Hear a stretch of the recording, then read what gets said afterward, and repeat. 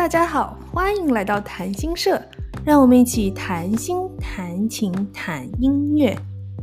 Welcome to generous talk, an intercultural conversation on music, health, and lifestyle. Enjoy!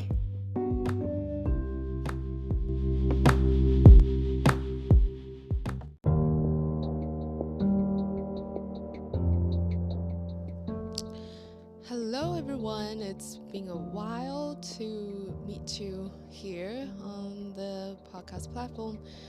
Whatever you are listening from 小宇宙、喜马拉雅、Anchor, Spotify, Apple Podcasts, or anywhere from the world, and welcome. So today is gonna be a quick update. Well, I don't know how long it's gonna be because there has been a lot on my mind. My last updates were right after I coming back from South Africa with that amazing life transforming trip with a lot of new insights about human society and how we build a society, how we actually build a society that's hurting us, physical health, mental health, spiritual health on every level, and we are creating more and more trauma instead of solving them, whether it's personal level, collective level, transgenerational level. A lot of those are built into the system, so it's keep perpetuating those traumatic experience that's causing us to get sick and cannot thrive, cannot flourish. So today's gonna be like a kind of flow state, sharing about what has been on my mind. There's a lot on my chest.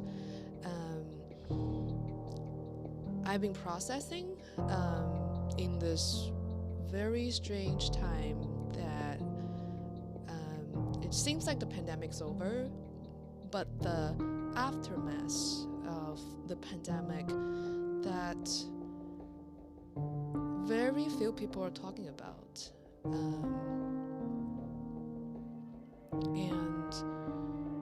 or as a coping mechanism, people have been avoiding to talk about it because I guess talking about it can be too challenging, too destabilizing, and also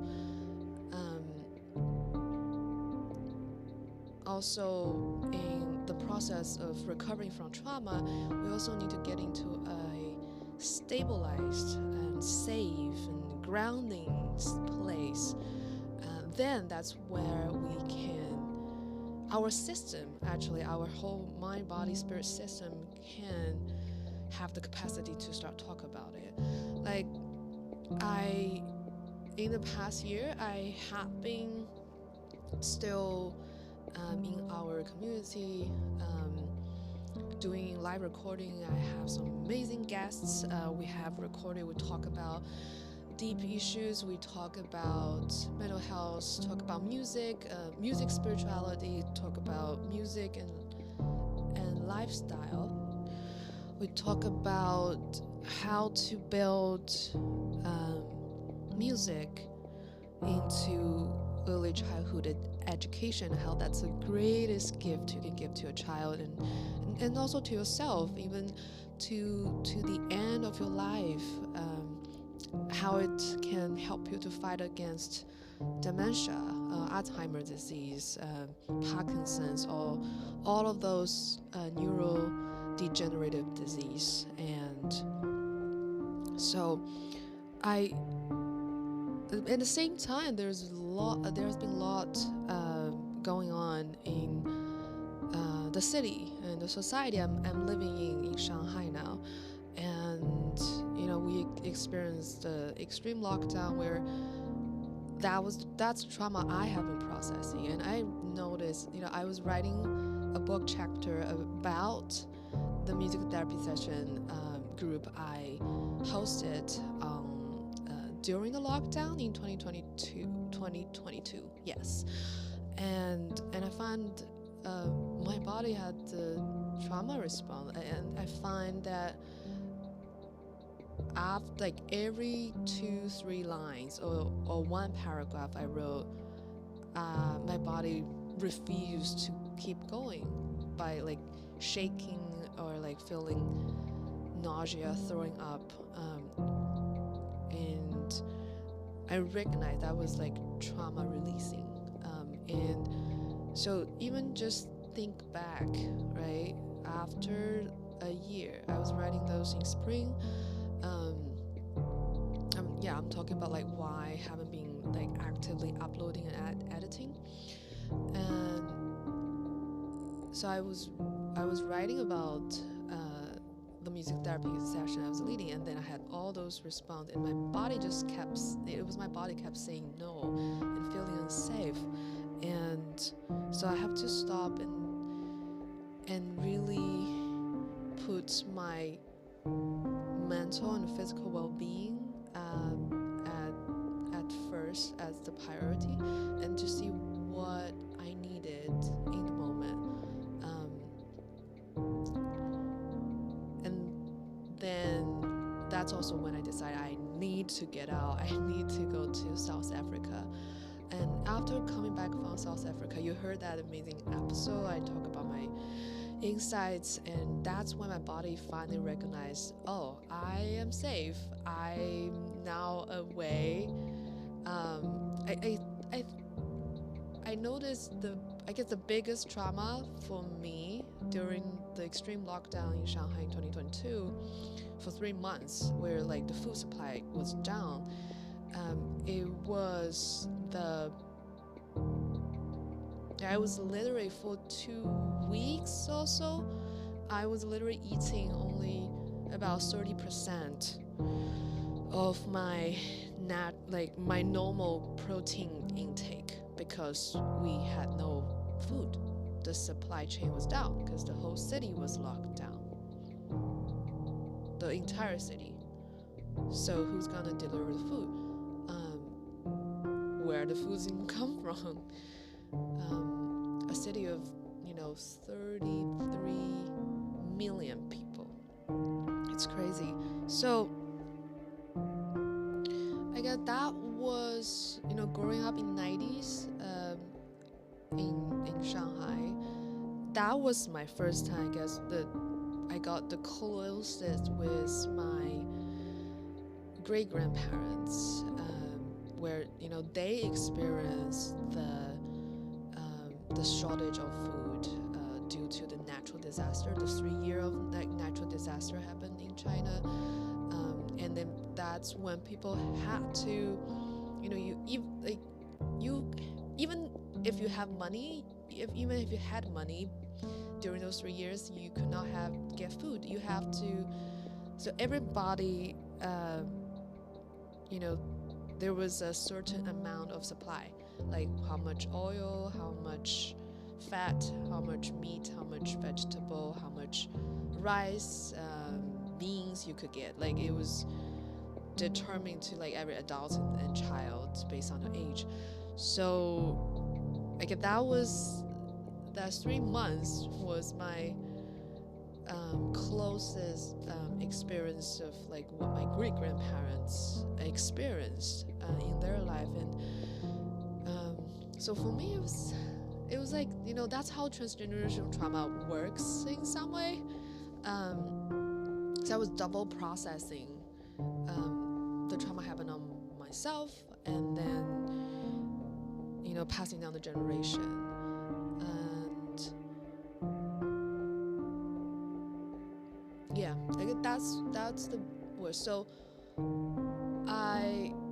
and even after we opened up, still living in the same apartment, kind of remind my body of like, oh, is it still safe, and am I, is gonna be in a lockdown. So mentally, like cognitively, I knew it was completely open up, it's fine, and the city is recovering.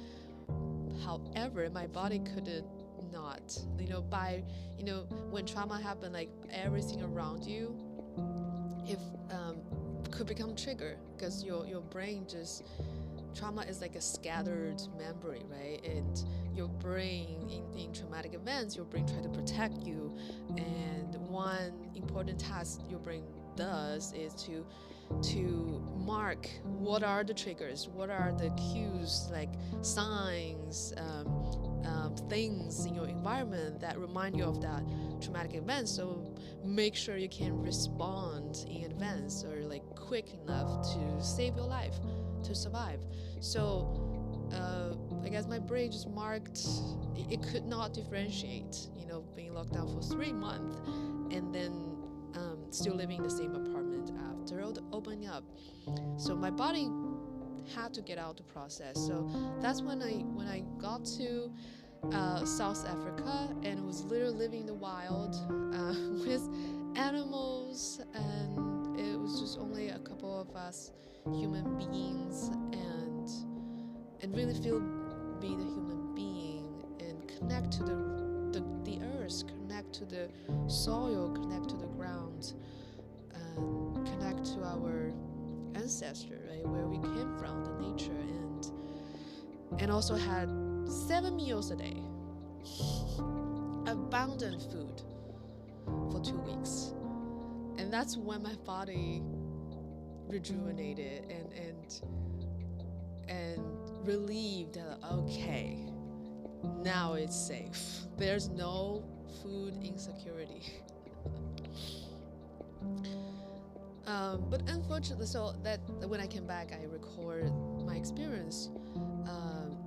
And at the same time, I had a lot of work to catch up, and like conference, workshop, and student teaching, training, clients, like new partnership, all of those great things.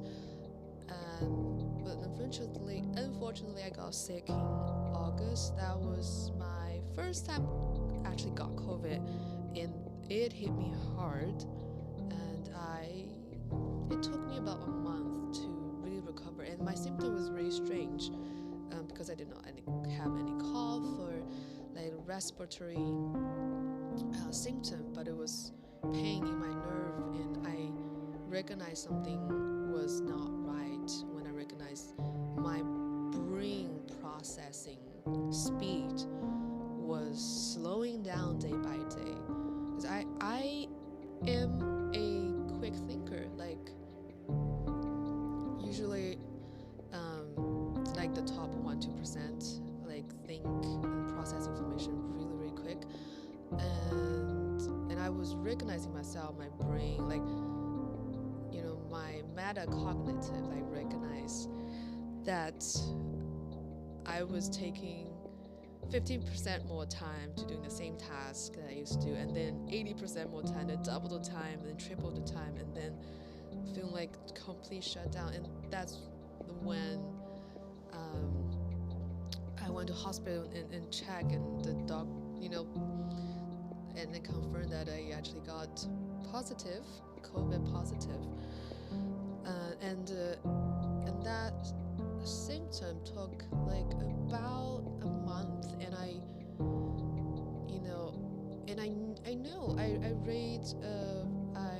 have read a lot of research about COVID, brain fog, and I knew COVID is really, it's not a respiratory disease, it's a neural disease that can be spread out through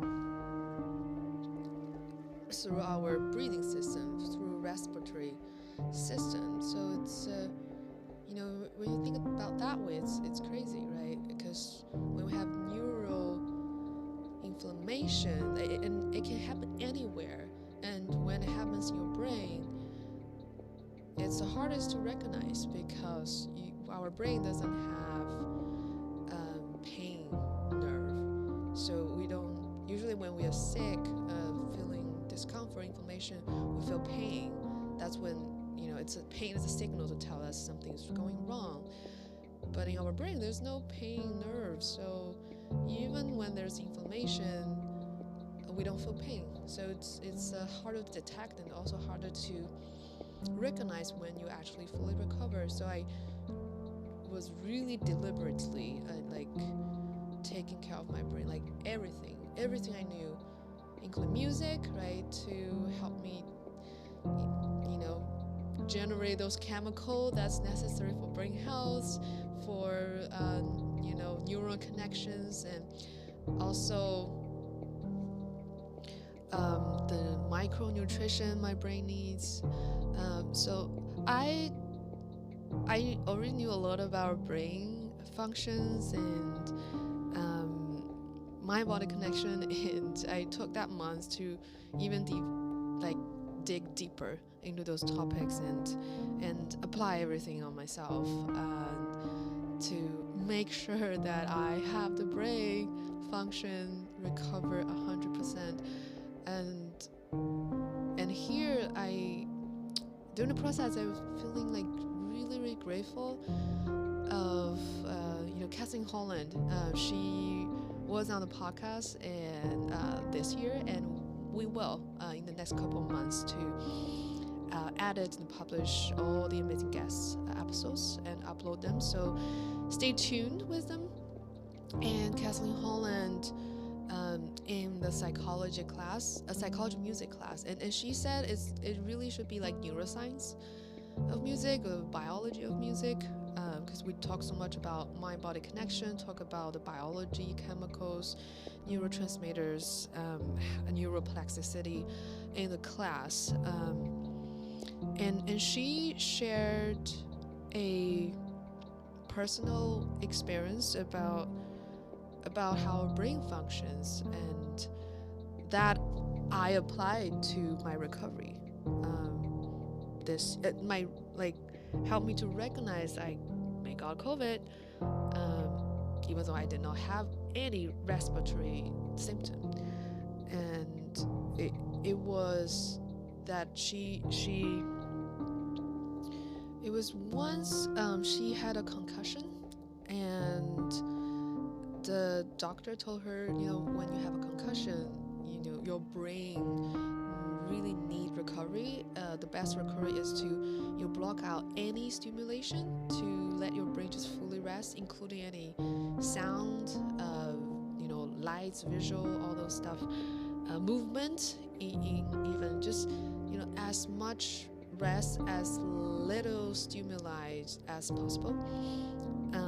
So that was the doctor's note for her, but she was really because she was feeling like, okay, I feel like I could do something, and I was feeling she was writing class outlines, curriculum design, and she was feeling she had a lot of inspiration, so she decided to write, follow those inspiration and write them, and was feeling good, and only to find out after her full recovery, and she looked back what she written down during the time where she should have rested, and she couldn't recognize anything she wrote. It was all disconnected. It did not make sense, and that's when she shared that as a teaching antidote,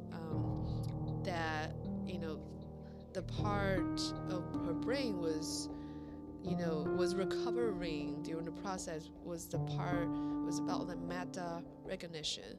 It was the ability to recognize what you're doing, to monitor what you're doing, whether what you're saying makes sense, what you're writing makes sense, your behavior, your mental process, all of those. So I was so glad that during this COVID infection, my metacognition was online. So I was aware, how bad it was, how much rest I needed. So I just completely rest, and I have to thank Kathleen for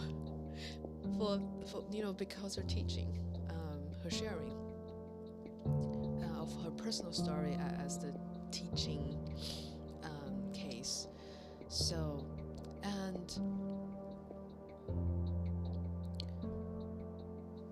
that's one part of my life update, and also the last couple months, World Singing Day event. It's the third year in China, and I have invited Scott, the founder of World Singing Day, to be on Generous Talk, and he was really excited to, enthusiastic say yes, and I'm on the board of the World Singing Day committee. So, and I hope next year we'll keep growing larger each year. So if you're listening, if you're interested to help spread out the mission, the vision of World Singing Day, and really use music to connect the world as one, because we have so many conflicts, so many misunderstanding and hatred, like win or lose game was, zero-sum game, just all those, I call it like we're creating trauma for ourselves. That's not necessary at all. That's at least the way I see it. So just, through music, and I see the ways is to through music, we could connect and bridge these gaps. So if you are interested, get involved to expanding World Singing Day in China, contact me. You can find my WeChat public account, and my email, you can also email like Generous Talk. It's generoustalk@gmail.com. Share information, your interests. Let's do this together. And the other thing I noticed in the society, I feel like we need music so much. Not only music, but anything that can help us to rebuild this human connection.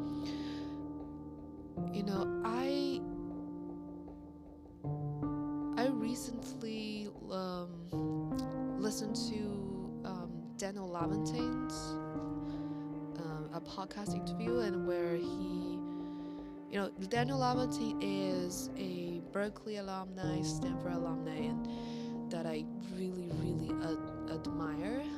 And I met him in 2015, where he was giving a master class and clinic workshops at Berkeley, and Tim and I, we were together in his master class, and he was talking about his work in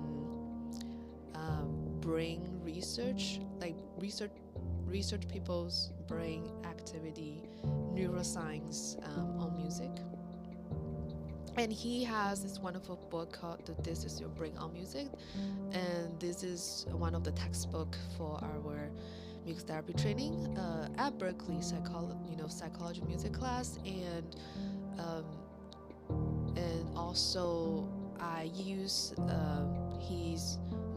this book as the textbook for the 1 year for jazz music therapy foundational training I created. So if you're interested to study, get your feet wet into music therapy, you can also contact me.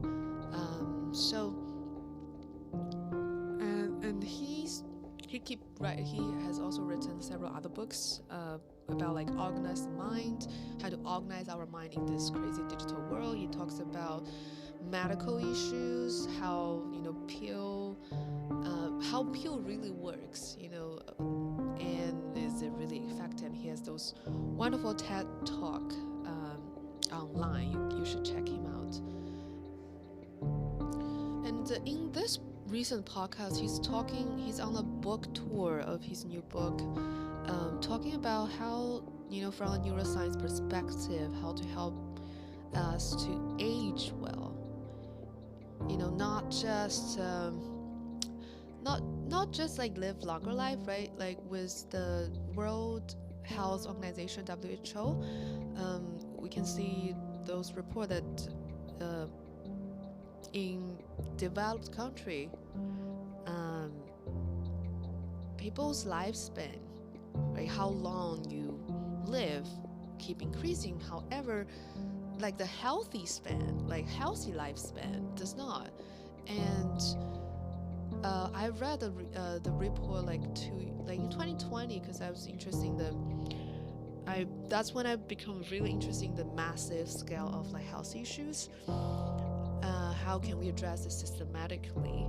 So that's when I read a lot of those macro level research and investigation report, and I saw shocking results, shocking development of our society is that we in developed country, most developed country, and including China now,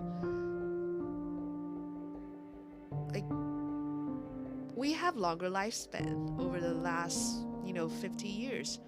However, on average, people live with chronic disease from 8 to 14 years.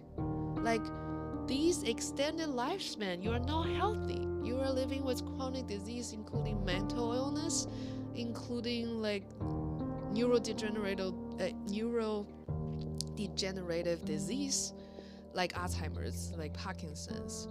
You live with chronic pain.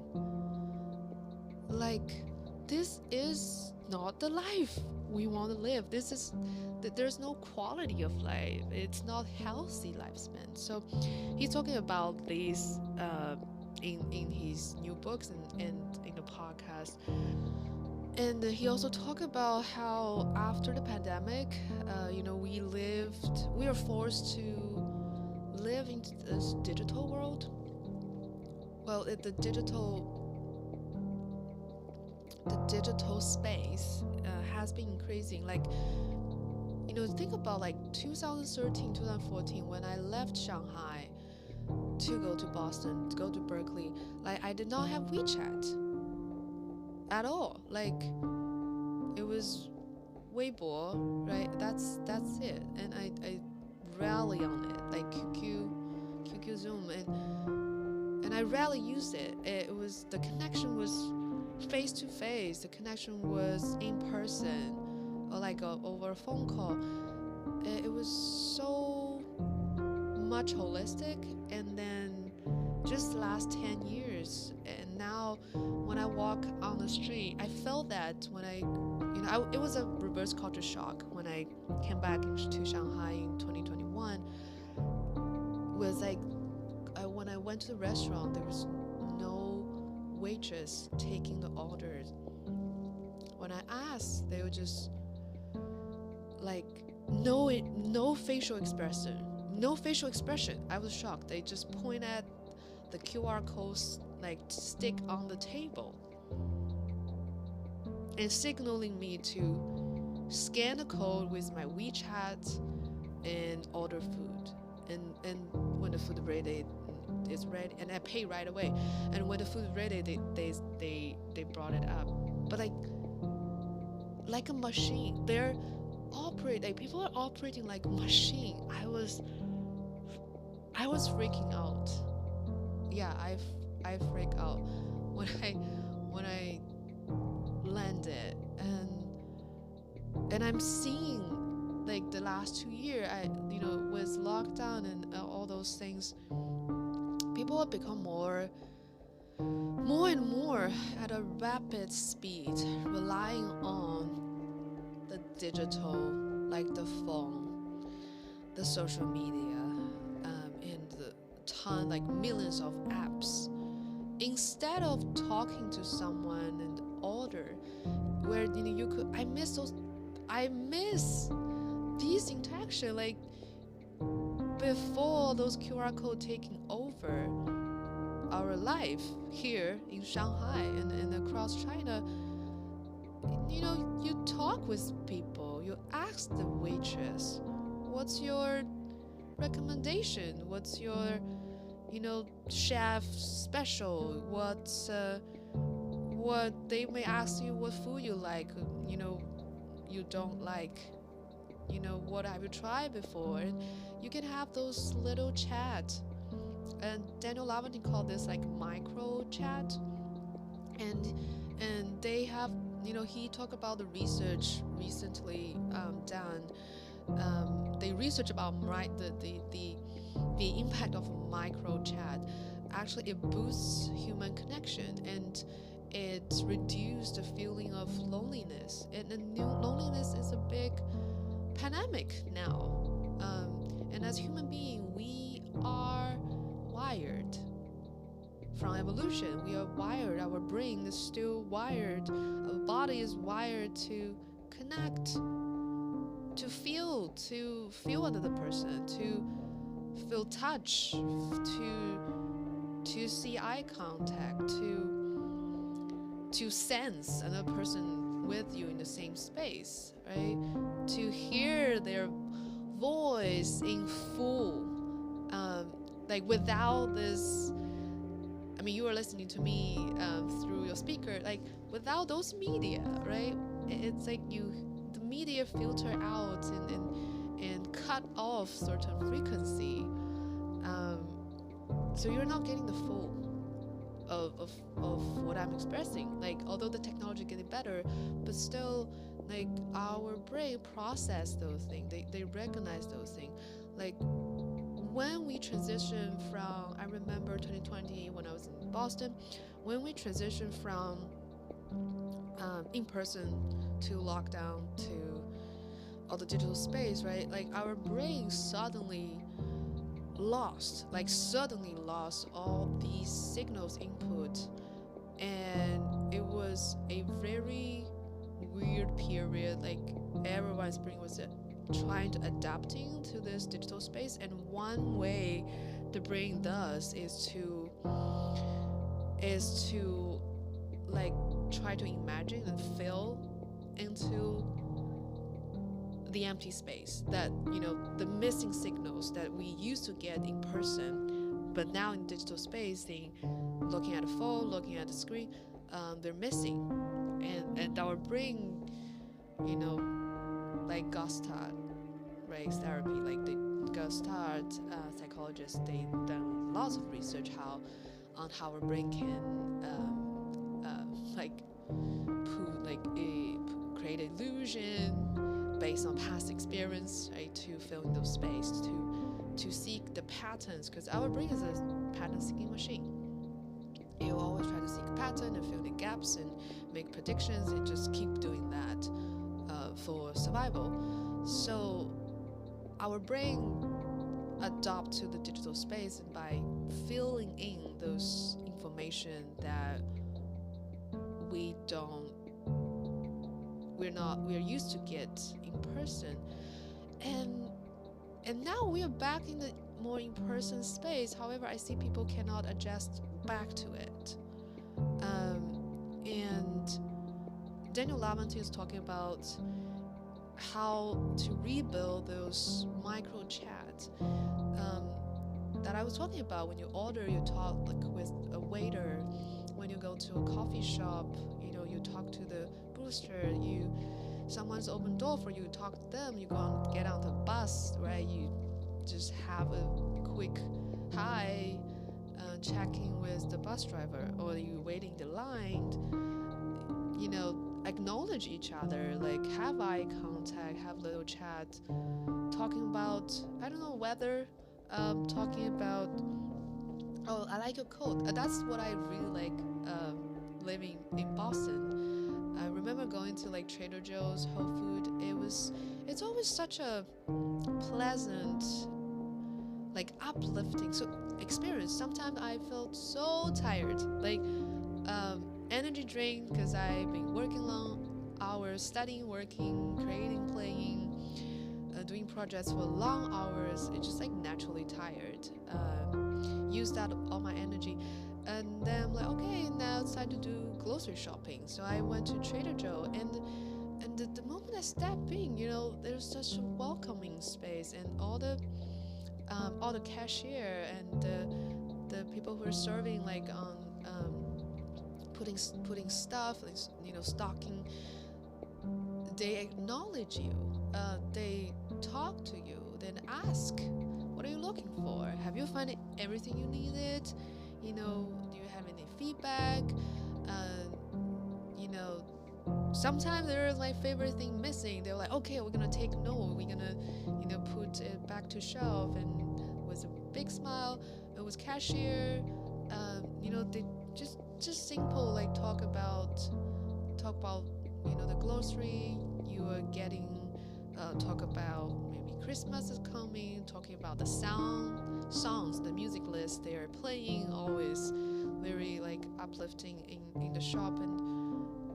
And sometimes we compliment each other. I like your t-shirt. I like your earrings. Oh, you got a new hair colors. Oh, like nice to see you yesterday, and you're coming back.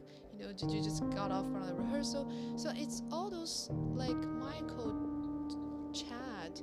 And when I left, like after I got on my food, grocery, when I left the like Trader Joe's Whole Food, I just felt like recharged energy. And I was ready to keep going. And it's amazing. It's all these little moments. I find it's super, super hard in Shanghai now.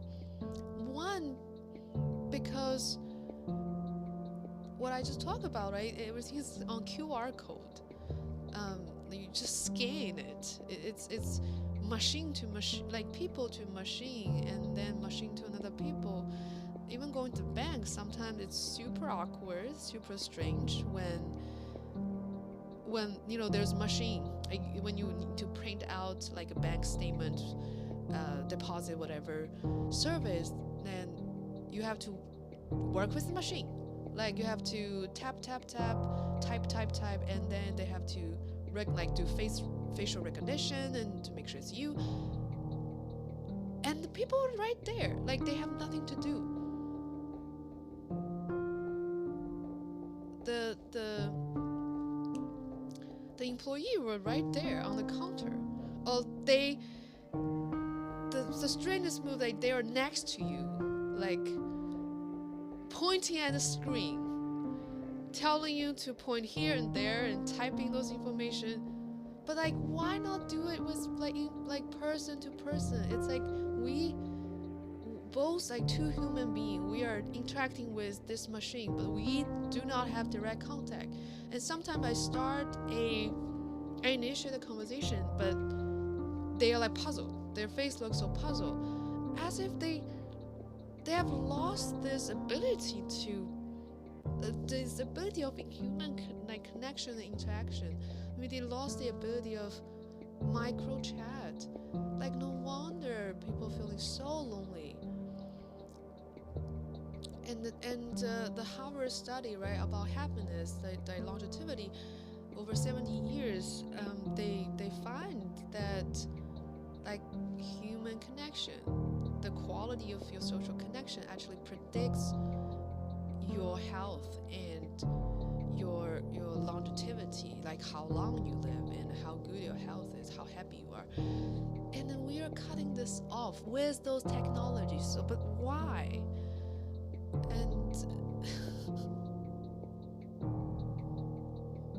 And there's another reason I've observed, and I feel it's really, really concerning.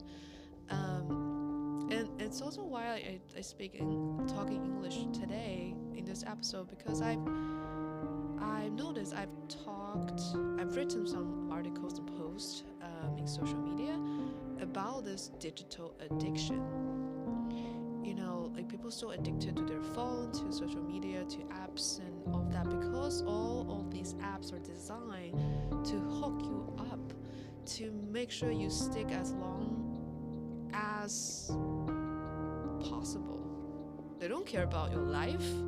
They don't care about, your brain chemicals gonna be depleted.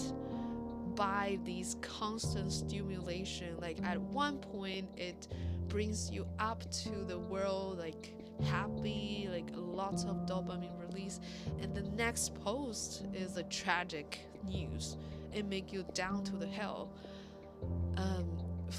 filled with like desperation, and they don't care about how that dysregulate people and how that create a lot of those emotional problems, those mental illness. They don't care about, as long as these tricks get you stuck with those apps. And I see like, why is it so I wrote in some posts, and I noticed on social media like these kind of conversation get de-promoted, so depopularized, or sometimes even just like immediately deleted by the machine, by the algorithm, and whoever is behind it designed it, and their interest clearly is not the people who are using those apps. And when I see, why is it so disheartening? Problem is, I see that people, when I walk on the street, I see this situation getting worse and worse over the last 10 years. And now I see, especially the last 2 years, because I'm here, I'm even seeing a rapid change going down, is most people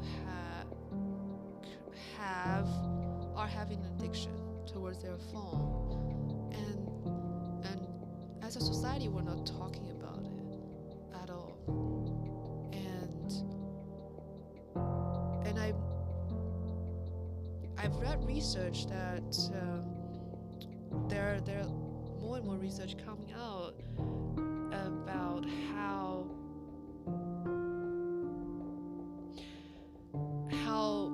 become addicted to those social media, those apps. The research quote you as a heavy user. They scan the brain and they find the brain structure change. Their brain is literally rewired by using those social media, those apps, and their brain structure, their brain activity is the same as drug addict. It's the same as people who are addicted to heroin, to cocaine, those hot drugs. And then it's on everyone's hand. It's so accessible, and it becomes more and more accessible because the company behind it is trying to do everything to engineer those apps to make it more addictive, more convenient, and more easy to use, and create more like emotional roller coaster to activate your reward system, to shorten your attention span, because that's what they sell. They exploit your attention for money, and then there's no way you can buy it back once your brain is rewired. And the process of getting back your healthy brain is a long journey and a challenging one.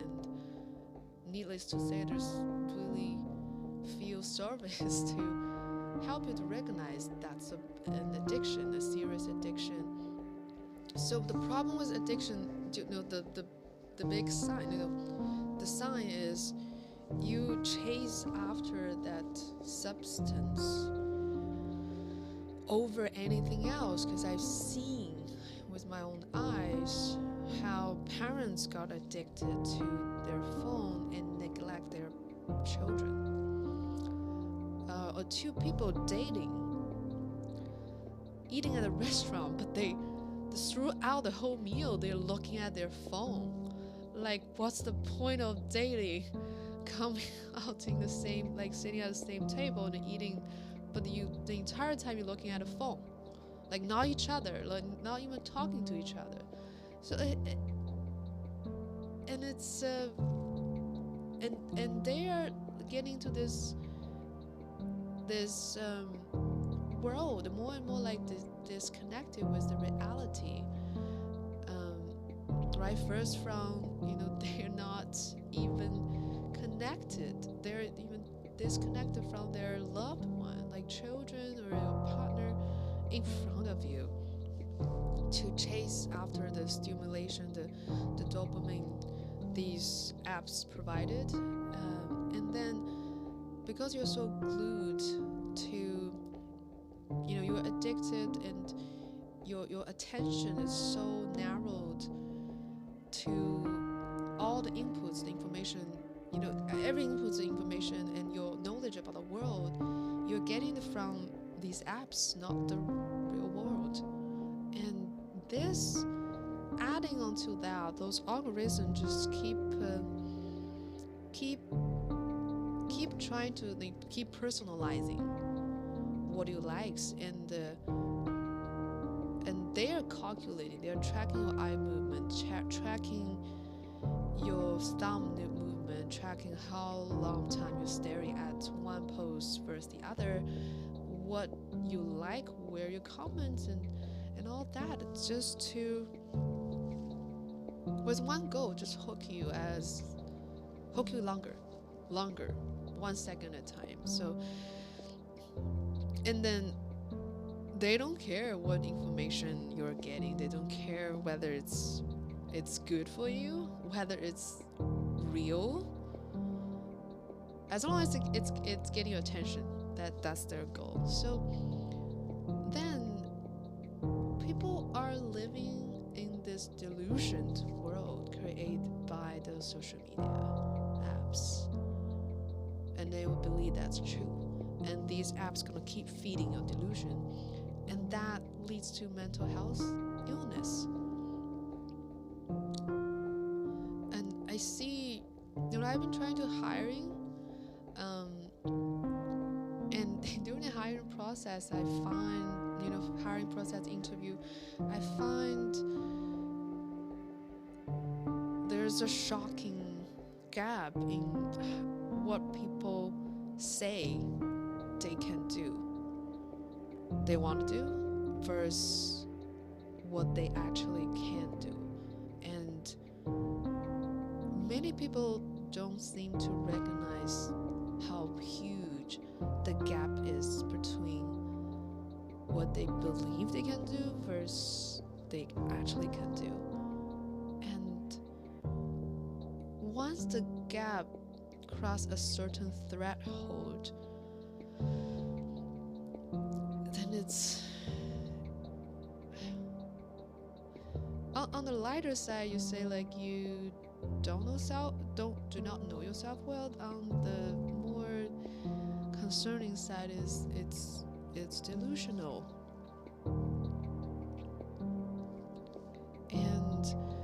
And I see, people's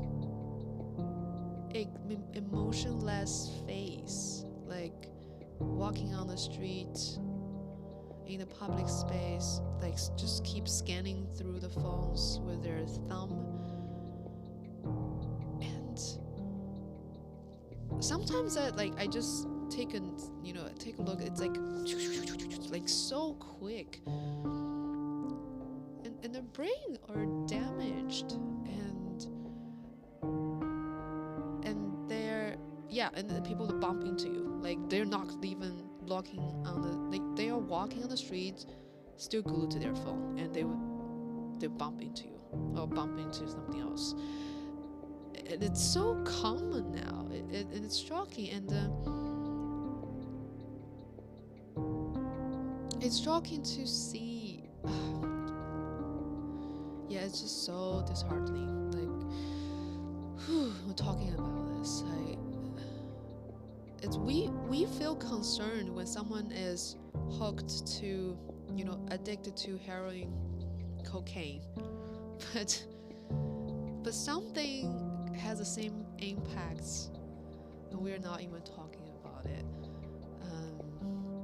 I worry about the future of the society for this reason. So to wrap up, if you are parents listening to this, okay, stop giving your child phone. Stop. I've seen so many parents, they don't know how to handle their children, so they just give their phones to keep them quiet, occupied. And then those violent games, those unhealthy, overstimulating apps, it's destroying your child's brain. Don't be surprised, if you give them before they go to elementary school, don't be surprised they have attention issues, they have emotional issues, and concentration, challenge. They face challenge to study, taking in more deep knowledge and the ability to process those information systematically. So don't give your children your phone. Connect with them, play with them. And a lot of time a child is agitated because they need the adult to help them to regulate their emotion. And if you're adult listen to this, stop.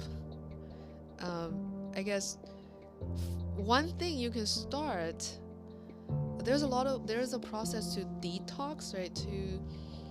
It's taken from the addiction treatment method, steps. But the first step you can take is to bring more mindfulness, observe yourself. Put your phone away for, if a day is too hard, just an hour, lock it somewhere, and notice what happens to you during this 1 hour. Are you trying to keep, reaching for your phone? Some people have this delusional sensation as if they hear the ding, they feel the vibration in their pocket, even their phone's not there. And put your phone away, out of your sight, because research have shown if the phone is within your eye, within your sight, it distracts you. So put it away.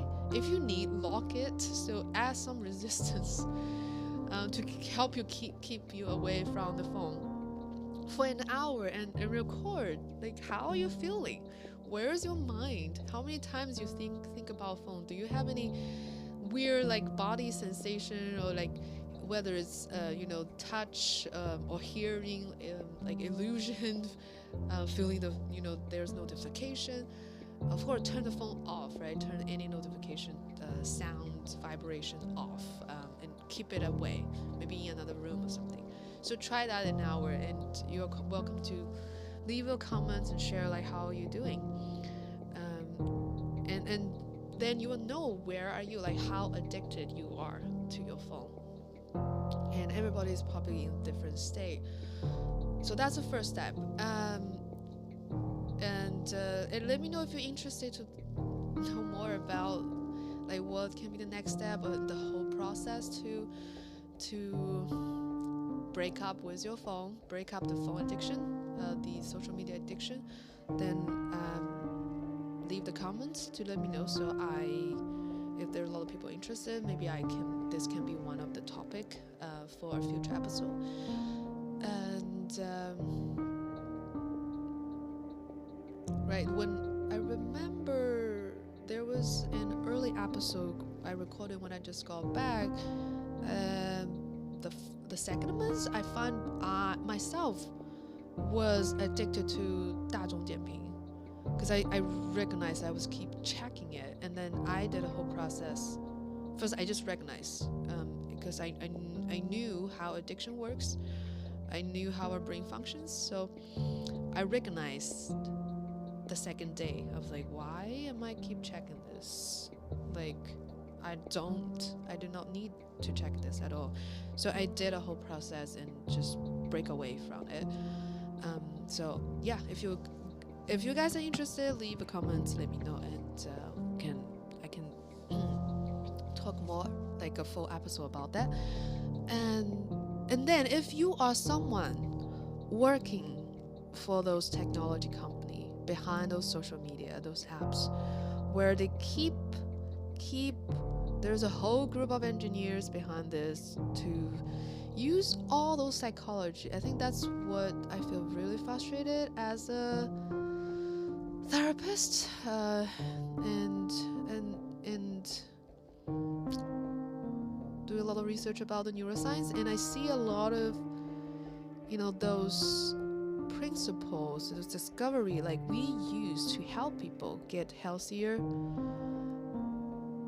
are used like in the opposite way to get people hooked, and that's really heartbreaking. So if you're someone working for those technology companies behind those apps, think about your social responsibility. Think about what you create, the impact of your creation on others, on society, on humanity. Are you lifting up humanity, or are you reducing people down to those addiction cycle, by manipulating our psychological vulnerability? And for what? For money. Then money cannot buy back a healthy brain. Money cannot buy, like we've been destroying the environment for money. Trim down the trees and destroy the soil. Now our food quality is going down, and I will talk more about this because we will have a new program coming up that connects with because mental illness can connect to the food we eat, how much the nutrition of the food we produce worldwide because of the modern agriculture method and industrialization, how much it has destroyed the nutrition density in the food we eat compared to 50 years ago, compared to 100 years ago, and how this actually can link to mental health illness. And so as therapists, I'm like, I work with clients, and like the basic is you have to have the basic nutrient.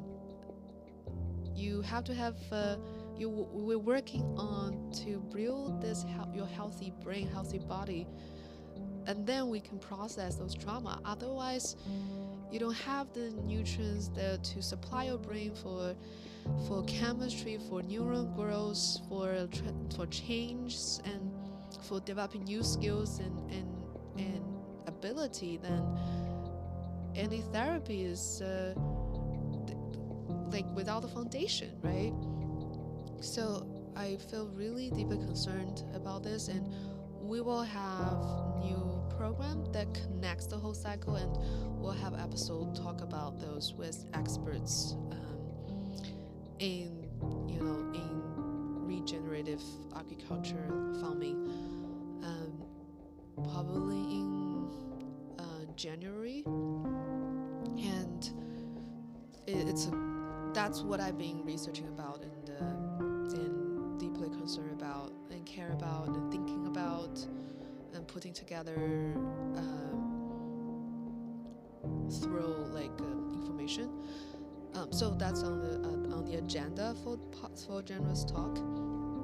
And yeah, I was talking about if you are someone working for those big technology company, and think about the impact you are making, like which direction you are bringing human being to, because those technology are massive, the impact are massive and systematic, because we hook everybody in those apps, and your decision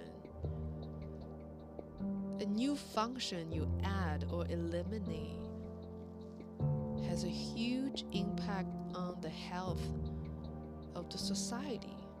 Like China has the highest phone accessibility, smartphone accessibility. You think it's a good thing? It can be. But when those apps on the smartphones are all created to exploit human psychological vulnerability and resource for money, that's not a good thing. And if you are willing, if you're interested, you're very welcome to share your thoughts, your reflection on this in the comments. And also welcome to join our live recording sessions. We'll have online and in-person events in this upcoming year. And we'll see you online, offline, or through those media. And I really, really hope those media, become as transparent, direct, unbiased as possible. Be a good media, not a media to appear to be transparent, but actually not. Oh yeah, one more thing. For traditional media, we know, like TV, radio, we know it's a company behind, right? They had their own agenda, so we're more aware of the information are selected because it's centralized. And now all of those, so many social media, it looks decentralized. However, due to the design of those algorithms, it's not necessarily decentralized. It just appears to be, it looks like decentralized, but the mechanism behind it is not. So, and I hope more people become aware of it, whether the people who are creating it or the people who are using it. And thank you. And see you next time. Until next time, play more music.